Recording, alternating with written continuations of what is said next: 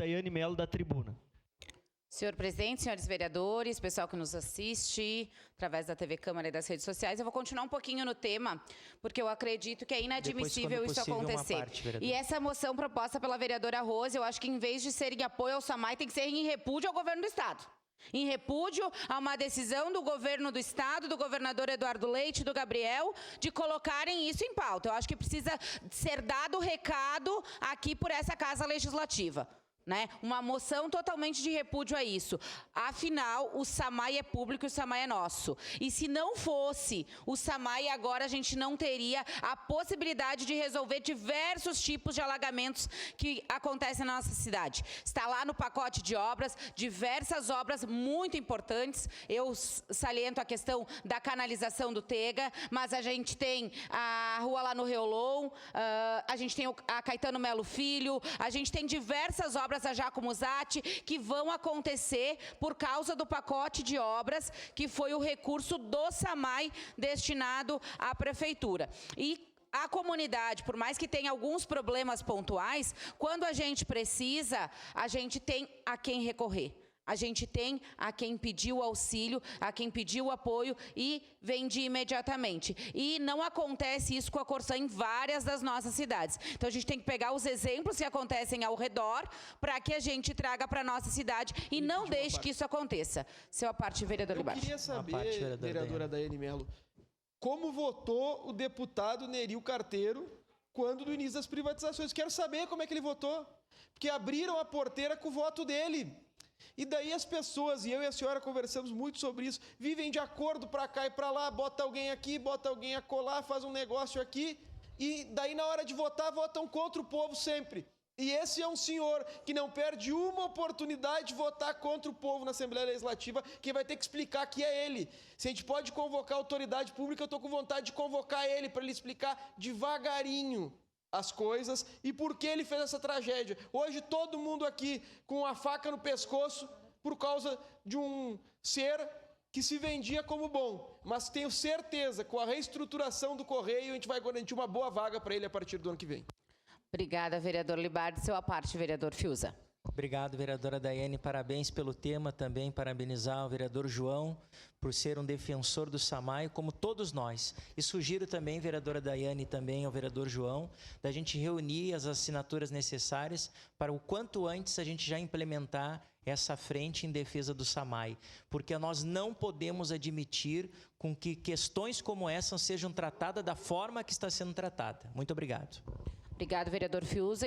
E eu digo, para nós já organizarmos essa moção de repúdio para vir em regime de urgência para essa casa, para provocar exatamente isso, a questão do debate e as responsabilidades dos nossos deputados. Afinal, foram eleitos para isso, para representar a nossa cidade, para representar a nossa região. E se os deputados não estão fazendo isso, a gente também tem que trazer à tona aqui, porque tem eleição logo ali na frente. E a gente precisa definir quem realmente está do lado do povo caxiense, do lado do SAMAI, do lado nosso ou do outro lado. Porque o deputado Neril Carteiro, a gente tem que falar aqui, que ele tem aí o governo Eduardo Leite muito próximo dele, mas também tem o prefeito Odiló, então ele vai ter que definir. Eu fico com a ideia de que o prefeito Odiló é contra isso e vai se posicionar, inclusive, contra o deputado Neri nos próximos dias, porque a gente sabe a posição que o deputado Neri tem quanto a isso. Então, obviamente, a gente vai estar atento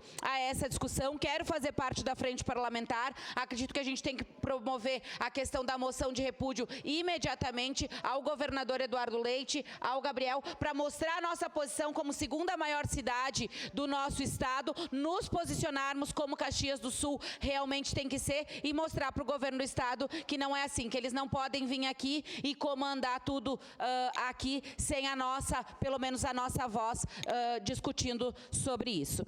Para falar de um outro tema também importante, eu queria falar da nossa audiência pública que tivemos ontem aqui, na parte da educação, né?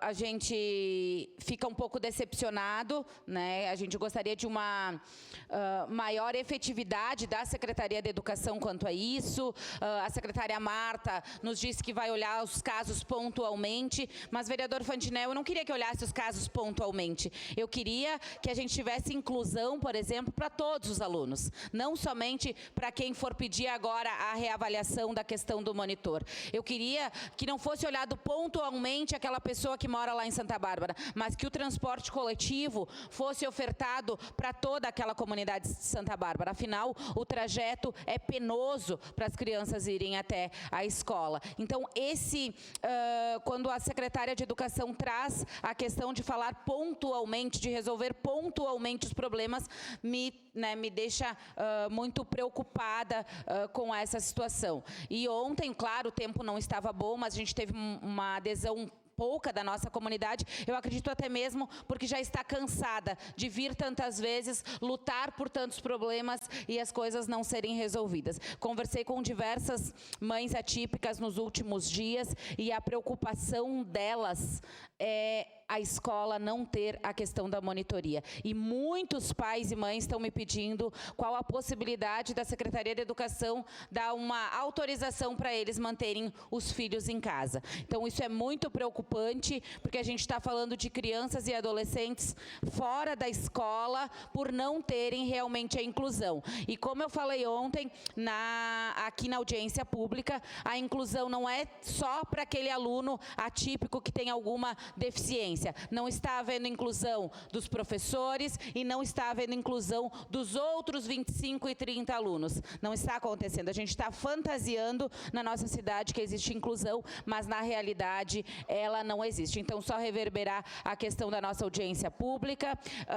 Os pais do 7 de setembro que estiveram aqui, eu não consegui falar sobre isso ontem, porque o tempo era curto, mas o nosso repúdio também à troca de direção da escola, porque a escola, o professor Everton, o diretor, estava conseguindo trazer os pais e famílias para dentro da escola, e aí essa diretoria foi retirada de uma maneira abrupta lá da escola, então nos causou muita estranheza, mas a secretária de Educação disse que está tudo certo e vai ser mostrado logo ali na frente, a gente vai aguardar. Então, queria reverberar a questão da nossa audiência pública da educação e dizer que estamos atentos aos temas do nosso município, principalmente a questão do transporte das nossas crianças e também a questão da inclusão, que ainda falta muito para esse governo para tratar a questão da inclusão com a seriedade que ela tem. Era isso, senhor presidente. Muito obrigada.